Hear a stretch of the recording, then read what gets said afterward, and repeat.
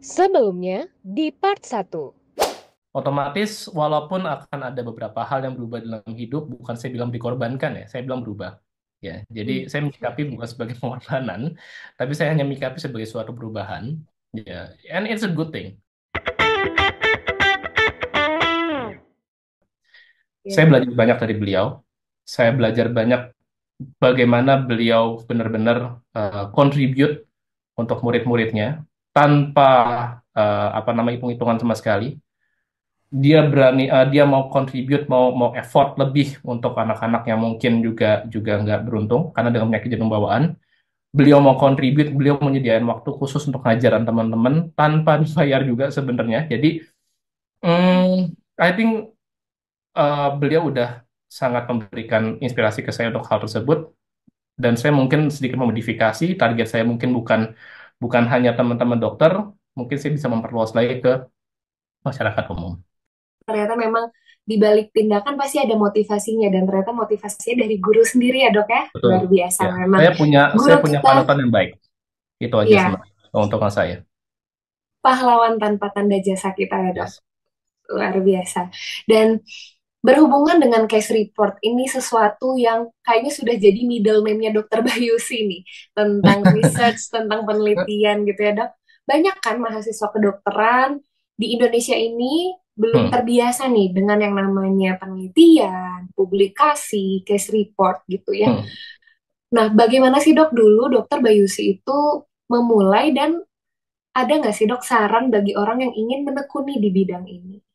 Oke, mungkin saya cerita ya. Dulu sebenarnya saya dulu tuh nggak tahu apa-apa tentang penulisan. Waktu pas lagi masuk ke dokter tuh sama sekali nggak pernah ada pengalaman penulisan. Kebetulan ketika saya masuk di situ ada lomba dok. Ya, ada Hmm. lomba penulisan yang sebenarnya saya sendiri juga nggak terlalu kuat di situ. Dan balik lagi, ternyata nasib saya dihadapkan dengan guru yang baik juga. Dulu saya belajar mengenai penulisan itu dari dokter gizi, ya, namanya dokter Inge Permadi. Beliau mengajari saya tentang tentang apa penulisan itu benar-benar detail, ya, word by word, semua dicek satu-satu, sampai akhirnya dari situ berhasil menang lomba. Nah, saya Wow. dari situ mulai tertarik nulis. Oh gini ya nulis ya. Oh ternyata bisa ya kalau kita nulis sesuatu ya seperti ini ya. Jadi semua dimulai dari suatu motivasi balik lagi. Ada suatu Hmm. motivasi, misalkan saya pengen, oh ini menariknya di lomba nih, ikut deh. Ya, karena saya tertarik dulu, oh, pengen ikut lomba deh. Ya, dulu memang jujur aja dari SMA saya sering ikut lomba. Ya, karena saya Oke, pengen nah. men-challenge diri sendiri sebenarnya. Ya, Hmm. apakah level saya hanya di segini atau saya bisa naik lagi kira-kira.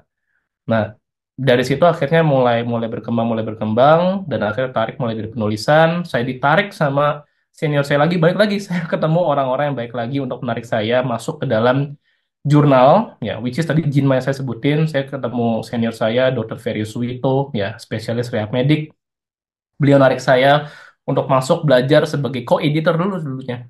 Ya, dulu nggak saya bukan Oke. sebagai editor, co-editor dulu, belajar dulu waktu pas koas. Ya, jadi saya ke Oh, mengkritisi. Jadi waktu pas koas sudah ditarik sebagai co-editor, dibimbing, latihan, ngelihat dulu tulisan seperti apa, ini bagus apa enggak, ini bermasalah apa enggak. Karena berproses itu baru akhirnya ya kita bisa mulai membuat sendiri kadang-kadang paper, ya kita bisa berkontribusi sebagai editor, kita bisa berkontribusi sebagai reviewer. Ya, jadi mhm. something start from small things. Dan saya harus akui bukan dari diri saya sendiri. Kenapa saya Hmm. bisa di posisi ini? Tapi karena banyak orang-orang sekitar saya yang mendukung. Sebenarnya itu aja sebenarnya. Yang yang akhirnya bisa menghantarkan saya dalam posisi ini sebenarnya. Walaupun ya saya tidak menilai bahwa saya yang paling baik ya jelas ya. Masih baik yang lebih baik daripada saya jelas. Baik dok. Jadi lingkungan yang mendukung juga itu Yes, diperlukan ya dok exactly. ya. Exactly. Betul. Dan ada nggak sih dok impian yang belum tercapai nih, yang dokter harapkan dalam waktu yang akan datang? Oke. eh Sebenarnya bukan di bidang penulisan ya, tapi di bidang saya di bidang kardiologi. Ya, Hmm. saya sendiri posisinya adalah seorang dokter kardiologis yang berpraktek di daerah Tangerang dan di daerah Pandeglang. Dua daerah Hmm. yang sebenarnya agak jauh. Pandeglang dan Tangerang itu sekitar 2 jaman. Kenapa saya mau praktek di daerah yang jauh seperti itu di Pandeglang? Karena saya dulu kerja di sana, saya tahu bahwa di sana belum ada dokter jantung, sehingga saya kerja di sana dan saya akan kembali ke sana sebagai dokter spesialis jantung. Impian saya di sana adalah ke depannya kita bisa bangun tim, bisa membangun apa namanya sebuah sebuah layanan jantung yang baik di daerah yang masih awal, masih terpencil, yang masih membutuhkan dokter jantung. Ya. Oke. Kenapa saya seperti itu? Karena saya sudah diperlakukan dengan baik oleh rumah sakit tempat saya bekerja waktu pas saya dokter umum. Sudah saatnya saya membalas budi. Itu aja sebenarnya. Jadi apa namanya give it back lagi lah sebenarnya baik lagi. Saya sih merasa saya beruntung udah dapat banyak hal keuntungan. Saya bisa sekolah, saya bisa bisa diberikan tempat yang layak untuk kerja segala. Kelihatannya udah ada waktunya buat saya untuk membalas kebaikan-kebaikan yang udah saya terima dari mereka.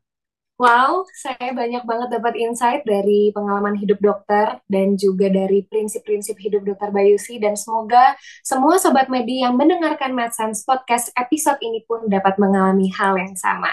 Sekali lagi Amin. terima kasih banyak dokter Bayusi, sehat selalu, sukses terus dok, selamat untuk kelahiran putrinya, Thank semoga istri you. sehat-sehat.